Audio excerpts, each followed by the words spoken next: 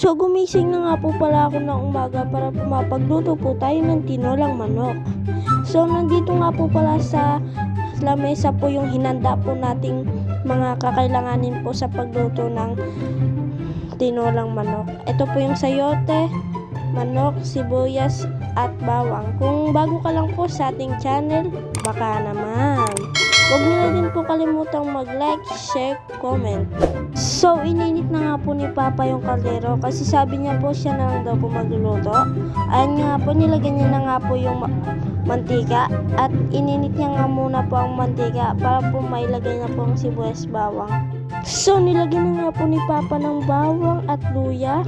Sinunod niya na nga din po ang sibuyas. Kung nagtataka kayo guys kung umitim yung mantika, nilagyan po ni Papa ng used oil. So ayan, i-mix na natin yan.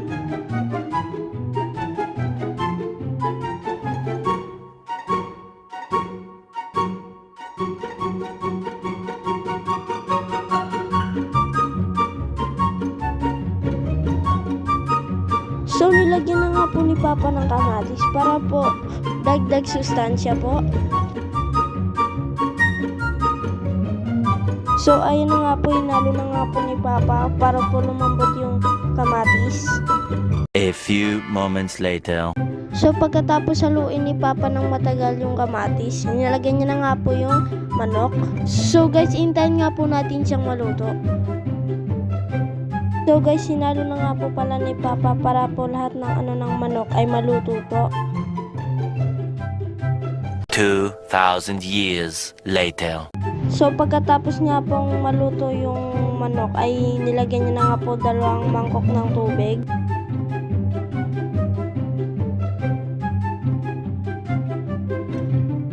Ay, 3 mangkok pala ng tubig.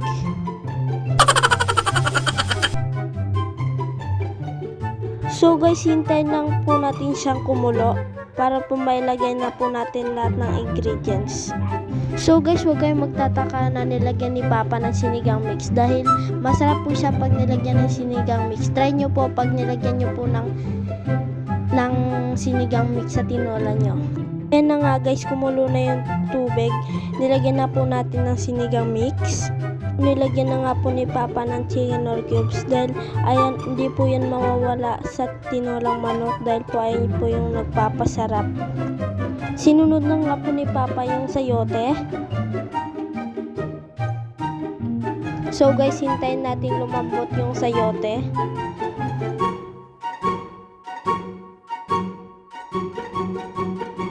Sinunod na nga po natin pala yung patis.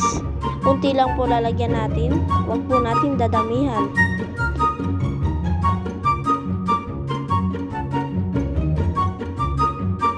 So guys, nilagyan na nga po pala natin ng asin.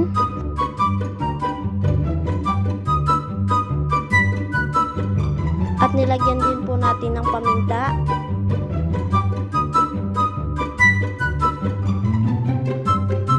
So nilagyan na nga po ulit ni Papa ng asin. So guys, kulong-kulo na nga po siya guys. Isusunod na nga po natin ang repolyo. So pagkatapos nga nating ilagay ang repolyo, sinunod na nga po natin ang malunggay. Pampahaba ng buhay. Nice. So guys, sinalo na nga po natin para po maluto na po to at makakain na po tayo. Mag-comment lang po kayo kung ano pa pong gusto nyong iluto po namin. Gagawin po namin.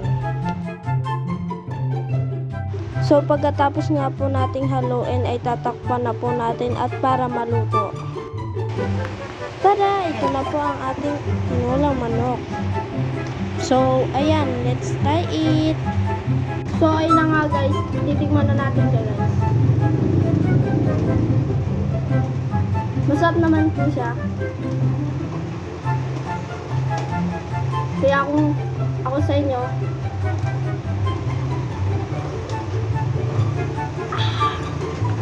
gumawa na kayo nito. Guys, maraming salamat sa panonood ko guys. God bless.